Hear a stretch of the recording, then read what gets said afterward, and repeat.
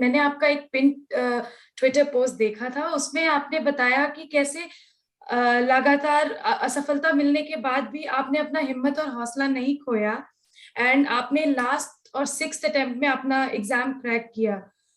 तो आपने ये भी उसमें बताया है कि आप पहले से भी जॉब कर रही थी, बट ये सिविल सर्वेंट बनने की कोशिश फिर भी आप करती रही, क्योंकि जॉब के बावजूद भी आपने प्राइवेट सेक्टर में भी जॉब किया, आपने मेंशन किया था, अपने पब्लिक सेक्टर में भी जॉब किया था।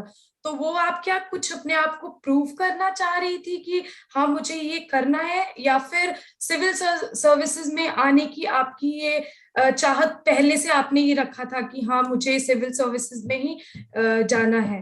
आपके सवाल में ही मेरा आंसर भी छुपा हुआ है कि खुद को एक प्रूव करने की एक जो इच्छा रहती है।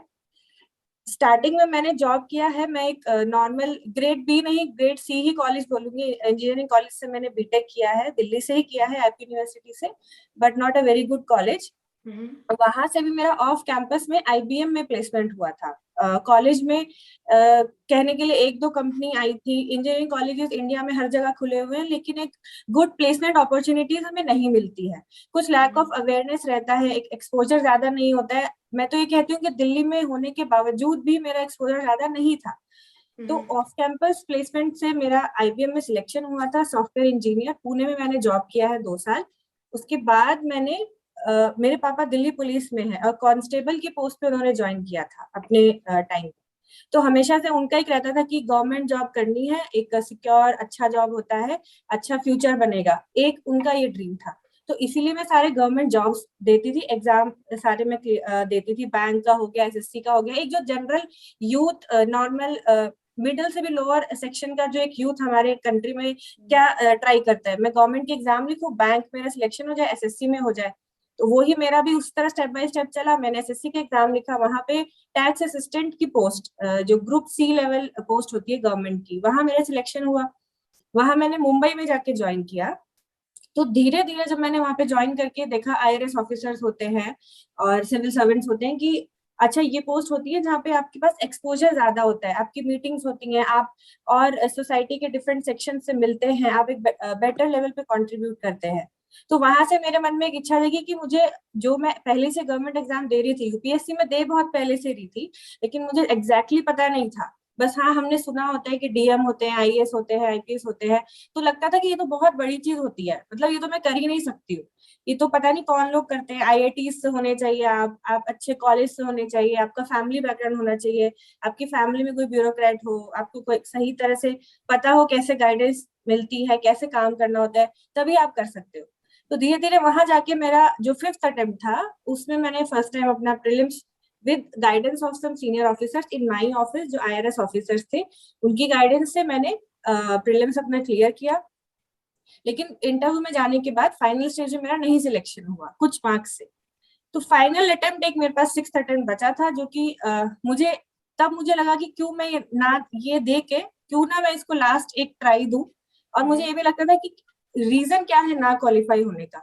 तो कुछ कमियां थी जिन पे मैंने काम किया, और with a certain percentage of luck also, मैं बोलूंगी जरूर होता है, उसके साथ फिर मेरा ये लास्ट अटेम्प्ट में क्वालिफाई हुआ था। तो कुछ इसका रीजन ये भी है कि हाँ, मैं खुद को प्रूव करना चाहती थी कि लगातार इतना फेलियर क्यों ऐसा हो रहा है। जरूरी नहीं है कि बहुत अच्छे आप बैकग्राउंड से आते हो, ब्यूरोक्रेटिक फैमिली से आते हो, तभी आप ये क्लियर कर सकते हो, ऐसा नहीं है। और कुछ एक अंदर जो इच्छा होती है कि कुछ बड़ा करना है, कुछ बड़े लेवल पे करना है, भले ही वो किसी भी सेक्टर में हो, आप जरूरी नहीं है कि सिविल सर्वेंट बन के ही आप कुछ अच्छा कर सकते हैं। आप लोग भी प्राइवेट सेक्टर या जो भी में रह के आप कर रहे हैं कॉन्ट्रीब्यूट, आप कुछ सोसाइटी को दे रहे हैं। तो एक नॉर्मल पर्सन जो नहीं ये सब कर सकता है, कुछ फॉरेन यूनिवर्सिटी से पढ़ने के लिए नहीं अफोर्ड कर सकता है, तो सिविल सर्विसेज एक ऐसा आपको प्लेटफॉर्म दे देता है जहाँ पे लॉन्चिंग पैड की तरह, वहां पे आप ज्वाइन करके आप कुछ बेटर सोसाइटी को दे सकते हैं। जैसे लास्ट ईयर ही मैंने एनएसीएस, ये जो सोसाइटी है सिविल सर्वेंट्स की, ये ज्वाइन किया था। और यहाँ पे गाइडेंस जब हम देते हैं, बीपीएससी के mock interviews last year, civil services के, यूपीएससी के इंटरव्यूज, उसके बाद जब रिजल्ट आता है और जब जो स्टूडेंट जो क्वालिफाई करके आपको थैंक यू मैसेज करता है, तो वो एक सेटिस्फेक्शन अलग ही होता है। अपार्ट फ्रॉम जो गवर्नमेंट जॉब मैं कर रही हूँ, इनकम टैक्स डिपार्टमेंट में हूँ, वहां से एक मिलता है सेटिस्फेक्शन कि हाँ, कंट्री के लिए कुछ कर रही हूँ। लेकिन साथ साथ ऐसे ग्रुप के साथ जुड़ने के बाद जब हम 1-to-1 डायरेक्ट लेवल पे बच्चों से बात करके उन्हें गाइडेंस देते हैं, कुछ अपनी गलतियां उन्हें बताते हैं कि ये चीजें नहीं करनी है, और जब रिजल्ट मिलता है तो अच्छा लगता है। साथ ही साथ मेरी फैमिली का बेगूसराय में एक स्कूल भी है बच्चों के लिए। वहां मैं रेगुलर कोशिश करती हूँ, क्लासेस लूँ ऑनलाइन, और मैं विजिट भी करती रहती हूँ वहां पे। बच्चों से मिलके एक अच्छा लगता है, एक सेटिस्फेक्शन मिलता है कि आप उनको कुछ अच्छी एक ट्रिक सिखा दो कि हाँ सुबह उठ के डेली आपको ये करना चाहिए, इससे आप पढ़ाई कर पाओगे अच्छी। तो जब वो बच्चा करता है और रिजल्ट अच्छा आता है तो आपको एक इंटरनल सेटिस्फेक्शन मिलता है। तो यही बस एक रीजन था मेरा कंटिन्यूअस उसको जुड़े रहने का और एग्जाम में अपना सक्सेस लेने का। Thank you. मैम एक क्वेश्चन मैं पूछना चाहूंगी, क्योंकि आपने बोला कि आपने प्राइवेट सेक्टर में भी जॉब किया है, तो मेरा ये डेजिग्नेशन मिलने के बाद आपकी लाइफ में क्या चेंजेस आए, आपने क्या देखा कि which was so different from what you had in your private sector jobs? इसी में ऐड करते हुए, आपने प्राइवेट सेक्टर में भी जॉब किया है, गवर्नमेंट सेक्टर में जॉब कर रही हैं, तो क्या फंडामेंटल डिफरेंस है वे ऑफ वर्किंग में? और दूसरा कि success is very subjective thing. तो अगर जो सपोज आपने तो ठीक है अटेम्प्ट में, लास्ट अटेम्प्ट में हो गया, जो नहीं कर पाए समहाउ, वो भी कहीं ना कहीं still they can be successful, तो उनके लिए आपका क्या मैसेज रहेगा?